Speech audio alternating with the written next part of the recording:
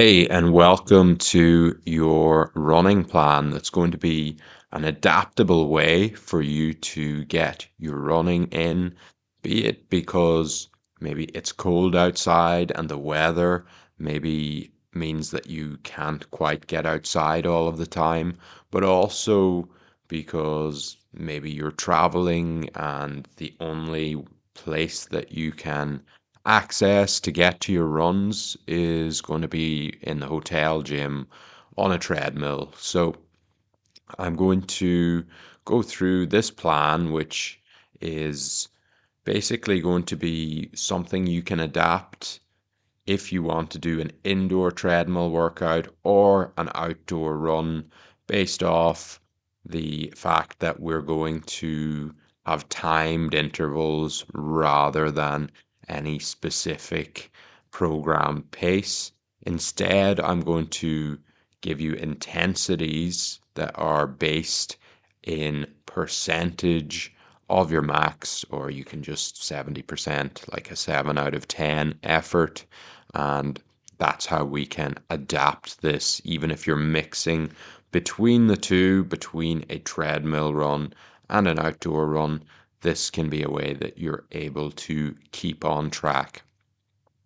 So, we're going to have our interval day. This is how the program is going to be laid out for each of your intervals.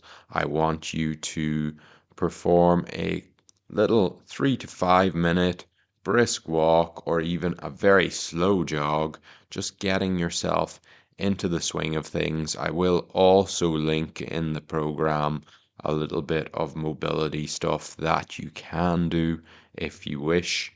And from there, then we're going to get straight into your intervals. So we're going to progressively increase as the 6 weeks go.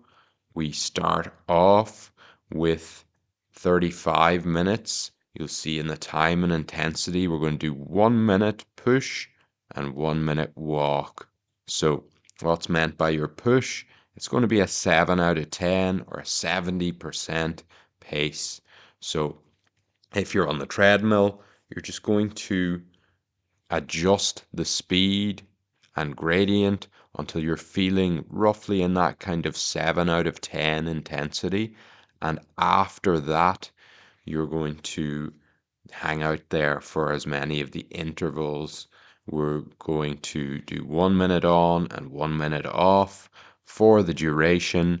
And then for both of the methods. If you're doing it outdoor, you can obviously log with a GPS app like Strava, and we're going to record your total distance at the end.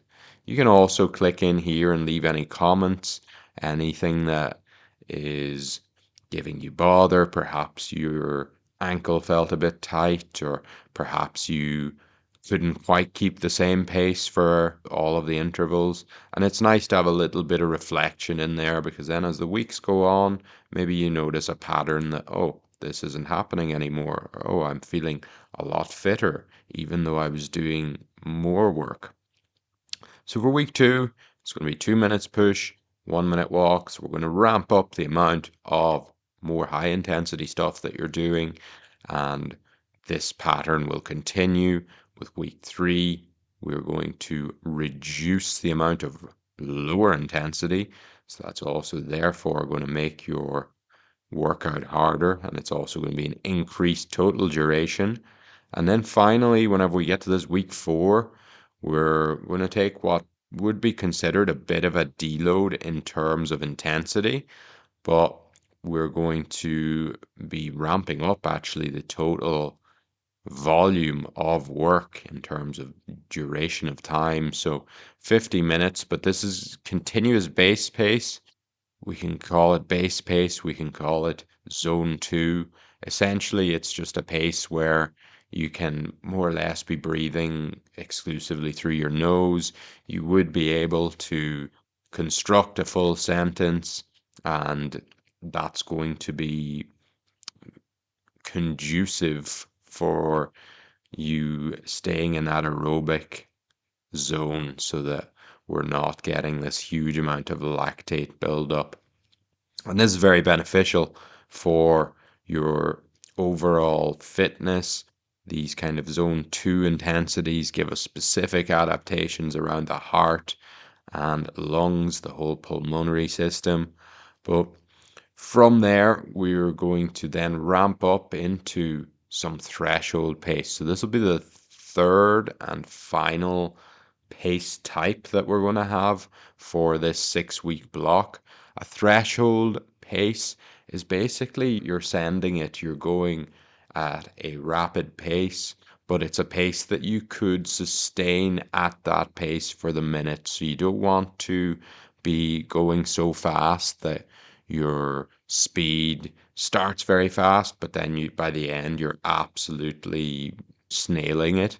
We want it to be like your most sustainable fast pace. So it should certainly, you're not breathing to your nose here, you're not stringing your sentences together with ease. You should be huffing and puffing. It is a higher intensity method, but we're not absolutely running until we feel like getting sick, which some anaerobic methods would be more similar to.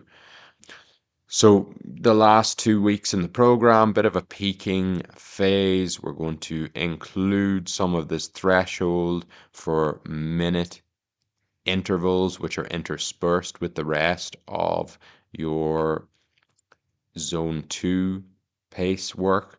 And we're going to ramp that up then to having more and more of those in the week 6. Oh, I actually just noticed I need to change this. I was still giving you every 10 minutes on here.